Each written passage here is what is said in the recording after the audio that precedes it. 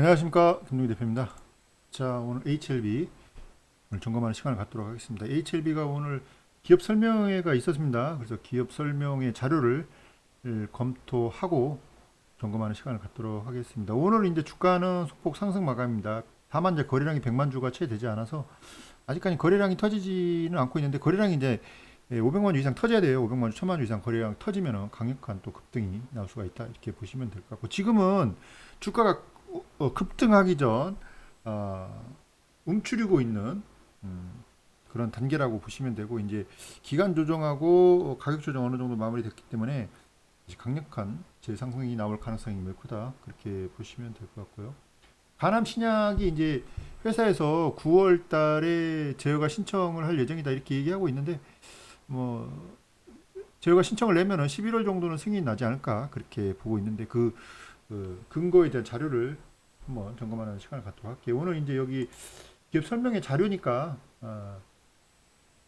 한번 점검하는 시간을 갖도록 하겠습니다. 이렇게 보시면 이제 회사 개요가 있고, 주요 파이프라인 개요가 있죠. 그래서 가남 1차 치료제가 지금 NDA 마지막 승인 단계에 접어들고 있다, 그렇게 보시면 될 것 같고, 이제 뭐 선낭암 1차나 위암 3, 4차는 임상이 지금, 선낭암 같은 경우 임상 2상이 마무리했고, 위암 3, 4차는 3상이 마무리가 됐죠. 대장암 3차 같은 경우는 임상 1상 마무리가 됐고, 그래서 이제 이 주요 파이프라인을 한번 점검해 보시고 확인해 보시기 바랍니다. 그 다음에 중요한 거, 우리는 이제 가장 중요한 게 이제 지금 바로 눈앞에 이제 매출이 발생할 수 있는 게 가남 1차 치료제죠. 그래서 가남 1차 치료제 같은 경우 경쟁사들 한번 보도록 할게요. HLB 같은 경우는 기존의 22.1개월에서 최종 데이터가 23.8개월로 업데이트가 되었습니다. 그래서 시장 점유율은 이제 50% 목표를 하고 있고, 이제 5월달에 CRL을 받았는데 곧 제어가 신청을 할 것으로 보이고, 루시 같은 경우는 그 티센트리 아바스틴 같은 경우는 이제 전체 성장 기간이 19.2개월, 2020년도에 승인됐어요. 시장 점유율이 작년까지만 해도 10%였다가 지금 50%까지 줄었습니다.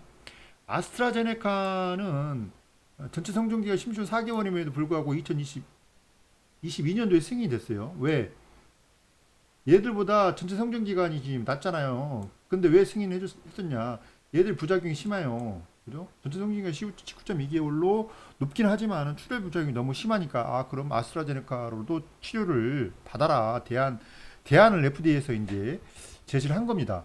그래서 출혈 부작용이 덜하니까 예, 전체 성장 기간이 낮지만은 이걸로 아스트라제네카라도 치료를 받아라 해가지고 2022년도에 승인을 해줬습니다. 그래서 이제 최근에 이제 로슈가 시장 점유율이 줄어드니까 얘로 이제 이게 아스트라제네카로 시장 점유율이 이전하는 그런 현상이 나오고 있죠. 그죠?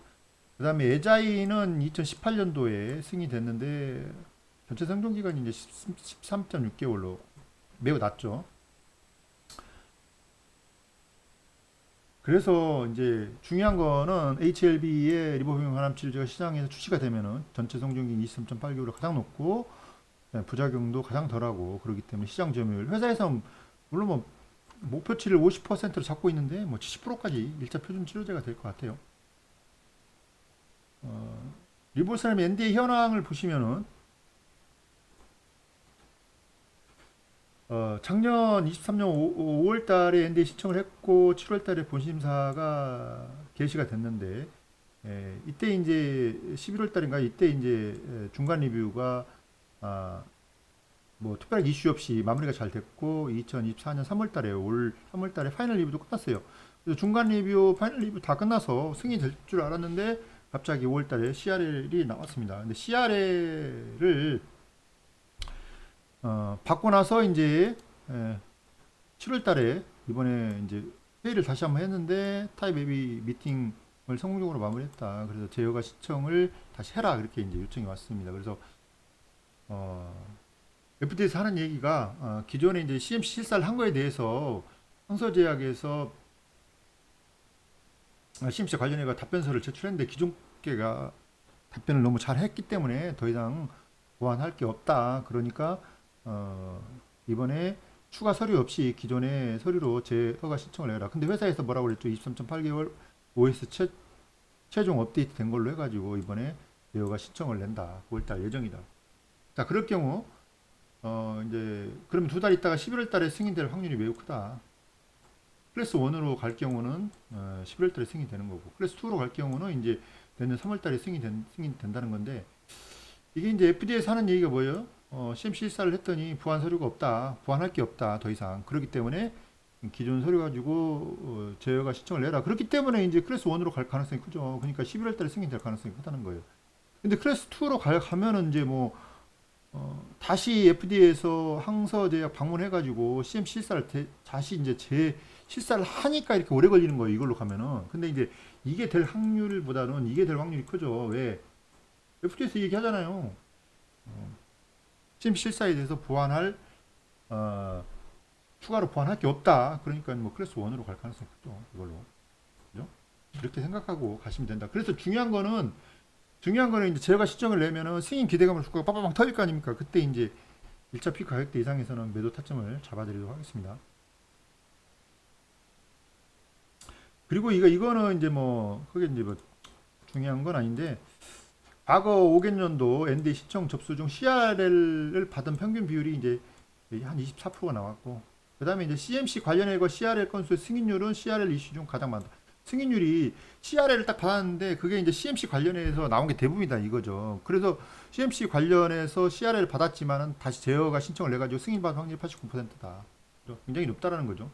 근데 만약 임상에 문제가 있다 그러면 승인율은 굉장히 낮아져. 24%밖에 안 되는데 CMC 관련했기 때문에 승인율이 89%는 높다 이렇게 보시면 될 것 같네요.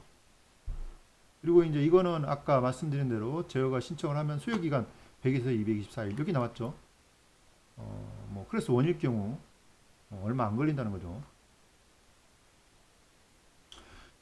그리고 하나 1차 치료제 경쟁사 업데이트 데이터를 보시면은 아까 얘기한 대로 리보병용 관함 치료제가 전체 성장 기간 23.8개월 가장 높고, 그 다음에 이제 로시의 티센트 아바스틴 19.2개월, 그 다음에 아스트라제네카 인핀 짐주도가 16.4개월, 그 다음에 에자이의 렘바티닙이 13.6개월. 이거는 이제 그 옵티보 요보이라고 해가지고 이번에 이제 브리스톨 마이어에서 하나 1차 치료제 임상 3상 중간계과 데이터를 발표를 했어요. 23.7개월 굉장히 높게 나왔는데, 이게 이제 여기 이 내용을 보시면은 23.7개월로 23.8개월가 차이가 크진 않지만은 옵티보 여보의 대조군 기준을 해가지고 4.76개월이나 리보용 가람 치료제가 더 높다는 거예요. 대조군 기준을 해가지고. 그렇기 때문에 이제 이게 옵티보 여보이가 나온다고 해도 얘하고는 리보용 가람 치료제하고는 경쟁 상대가 안 된다는 거예요. 여기 있는 것들 다 경쟁 상대가 안 됩니다. 여기 밑에 있는 것들.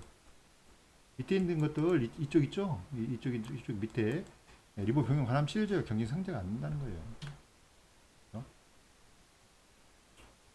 그리고 여기 보시면 이제 글로벌 간암 환자 수 전체, 여기에는 이제 중국은 빠졌죠. 항서제약이 이제 판권을 가지고 있기 때문에 글로벌 간암 환자 수가 90만 명이 넘죠. 미국은 이제 4만 2천 명, 유럽은 8만 7천 명, 한국은 14,700명, 일본은 4만 5천 명.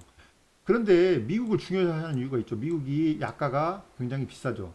그러니까 이게 4만 2천 명밖에 안 되지만은 약값이 비싸요. 비싸기 때문에 이게 약값으로 따지면은 전체의 시장 규모가 50에 70% 정도 된다. 그죠?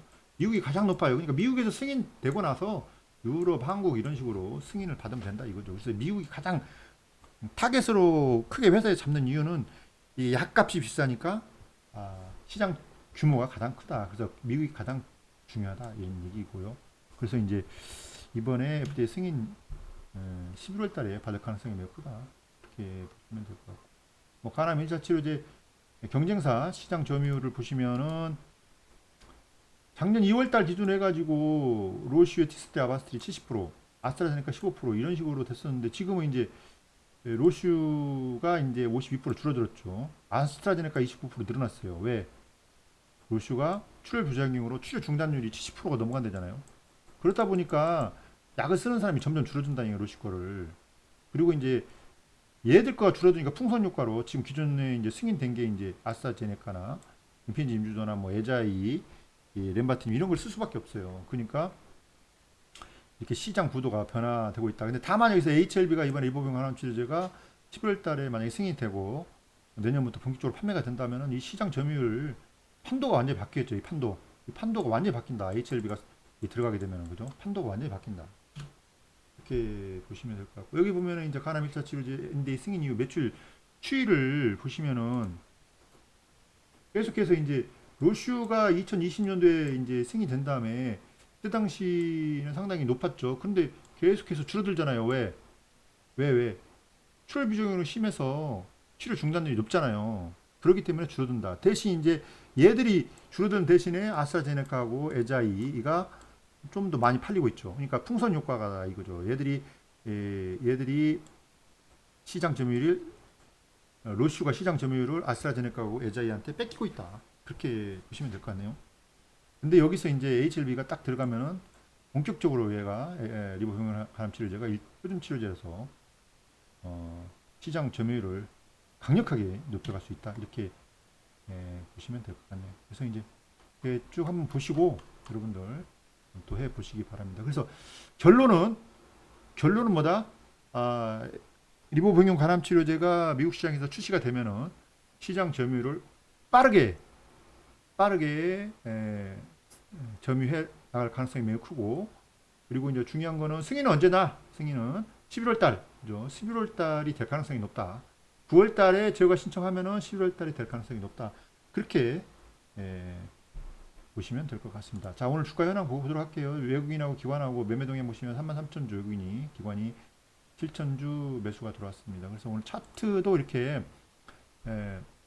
오늘 소폭 상승 마감이 됐고 이 거래량이 지금 없다는 게 거래량이 이제 줄어든 상태죠. 오늘 이제 100만 주도 안 돼 있고 그래서 최근에 거래량이 많이 줄었는데 거래량이 다시 터지기 시작할 겁니다. 거래량이 이렇게 터지기 시작하면은 뭐 1000만 주, 막 500만 주 뭐 이렇게 해서 거래량이 터지기 시작하면은 이제 여기서 본격적으로 또 상승이 나오기 시작할 겁니다. 이게 상승이 나오기 시작하면 또 무섭게 상승이 나와요. 여기 돌파합니다. 여기 13만 원 돌파합니다. 그래서 일단은 항서제하고 협의를 하고 있는데 다음 달에 승인 신청할지 제가 신청할지 뭐 9월 달에 제가 신청할지 이거는 이제 봐야 되는데 9월 달에 확률이 좀 높죠.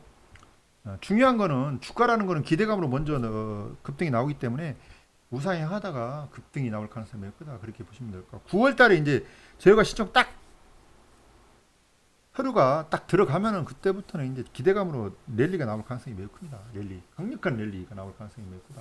이렇게 보시면 될 것 같고 여러분들 이 종목은 여러분들한테 엄청난 수익을 안겨줄 가능성이 매우 높다. 그렇게 보시면 될 것 같고 여러분 왼쪽 상단에 연락처가 있으면 연락처 문자를 시청하시고 그래서 이번에 중요한 거는 1차 피크 가격대에서는 이제 매도를 해야 돼요. 그리고 여러분들 이게 이제 승인이 딱 나면은 주가는 이 기대감이 사라지면서 오버슈팅 나왔다가 쭉 빠져요. 승인이 나온다 그러면 이제 공중파 3사뿐만 아니고 언론사에 대대적으로 보도할 거 아닙니까? 국내 최초로 뭐 미국 시장에 간암 치료제가 진출했다 그러면서 이제 어마어마하게 보도가 나오면은 이제 주가가 쭉 올랐다가 쭉 매물이 나오면서 빠진단 말이에요. 그때 여기서 매도를 해야 돼요, 매도를. 그래서 1차 피크 가격대 이상 오면은 슬슬 물량을 줄이면서 1차 피크 이상은 오버슈팅 나오면 이제 승인이 막상 떨어지면 전체적으로 좀 매도를 했다가 쭉 빠졌다가 한 2, 3개월 있다가 이제 저점을 형성하겠죠, 여기서. 그러면 여기서 재매수 하면 돼요, 재매수. 재매수 한 다음에 내년까지 2차 피크 준비하자. 이 재매수 해가지고 2차 피크는 어마어마하게 또 상승이 나올 겁니다. 여기서부터 여기까지 곱하기 2 해야 됩니다. 이게 2차 피크. 1차 피크의 수익률의 2배는 나와요. 2차 피크가. 그렇기 때문에 이번에 여기서 먹고 여러분들 1차 피크 때 한번 먹고 재매수 해가지고 2차 피크 때 또 먹고 그렇게 하시면 된다. 그래서 어마어마하게 수익이 나올 거고 1차 피크 때는 이제 그룹주들도 싹 정리를 해야 됩니다. 뭐 HLB 제약, HLB 생명과학, 뭐 HP 테라피룩스, 뭐 바이오스텝, 글로벌 할 것 없이 1차 피크 쭉 올라오면 매도한 다음에 재매수 할 때는 뭐 어떤 종목만 가져가라? HLB. 다른 종목 다 필요 없습니다. 이때는 2차 피크 때는 이제 HLB만 무조건 가져가야 됩니다. HLB가 승인이 나가지고 판매가 시작되면은 얘가 독주를 할 겁니다. 얘가 급등이 나올 거예요. 동생들은 못 따라옵니다. 수익률 여기 2차 피크 수익률 절대 못 따라옵니다. 그러니까 HLB만 집중적으로 이때 재매수할 때는 HLB만 보유를 하자라는 말씀 다시 한번 드립니다. 자, 왼쪽 상단 연락처로 문자 리딩 시청하시고 1차 피크, 2차 피크 다 제가 이제 가이드라인 미니멈이다. 미니멈 그것도 문자 리딩 받으신 분한테 제가 설명을 드렸으니까 제 리딩대로 하시기 바랍니다. 자, 이번 영상 여기까지 하겠습니다. 내일장 화이팅입니다. 수고하셨습니다.